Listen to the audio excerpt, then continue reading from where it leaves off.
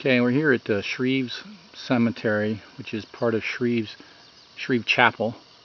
Shreve Chapel is south of Stevens Chapel. You go south on Robinsonville Road and across Rice Road, and then continue south from there. This is the chapel. I'll come back to it. The reason I'm here today, it's August 16th.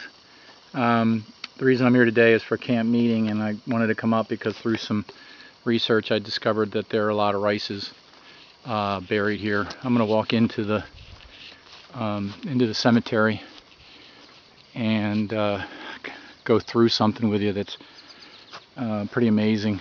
Coming right up through the middle here, and on the right here is Jacob Rice, and I'm just going to read.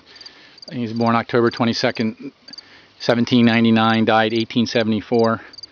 This is, I don't know how many great-grandfathers of mine. I'll have to do a little better research, but this is, I believe, my fourth great-grandfather, or my my fourth great-grandfather. But as you look here in the line, this is Isaac Rice. This is his plaque. Isaac Rice, I don't know if you can read that, but he died in the Civil War. He was at Andersonville.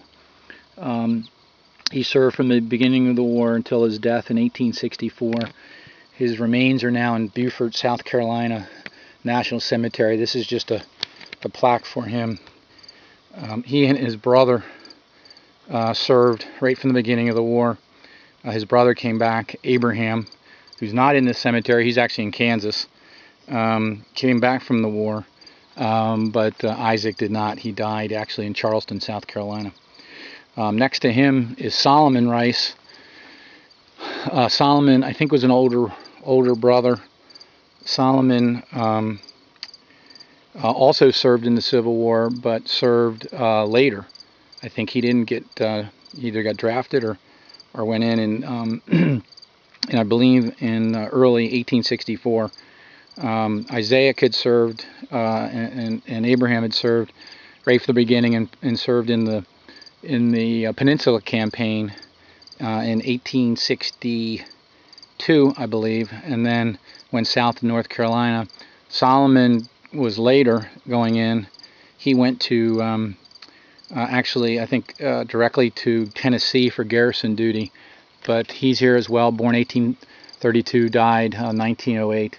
On the other side is Jonathan Rice, and Jonathan is another brother, and he served in the Civil War as well. He was born in, I'm just reading here, 1828 and died in 1914. He lived to be 86. God bless him. He served in Company K, the 99th Regiment of the Pennsylvania Volunteer Infantry. He served and went in a very similar time to his brother Solomon. So two brothers went in early. The two younger brothers, actually, the twins, I forgot to say that before. The Isaac and Abraham were twins. They went in earlier, and then Jonathan and Solomon went in later during that time period. My grandfather, he also went in. He's buried in the Stevens Chapel Cemetery. So he's not buried here, but through some work, I found the rest of the family here. There's other Rices here. It's really interesting. I don't know all of the ancestry here, but there's a lot of mills over here on this side. The mills. My grandpa Pennell, I think, married a Mills. I'll have to check again. As far, but so there's a lot of Mills in this cemetery.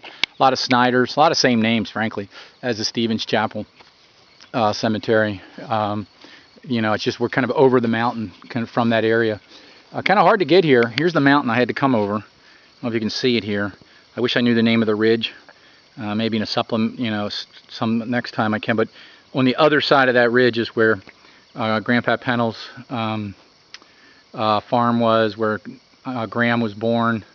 Had to actually come across Rice Road, which is pretty amazing. So anyway, it's a little summary of at least the set of the Rices who went to the Civil War.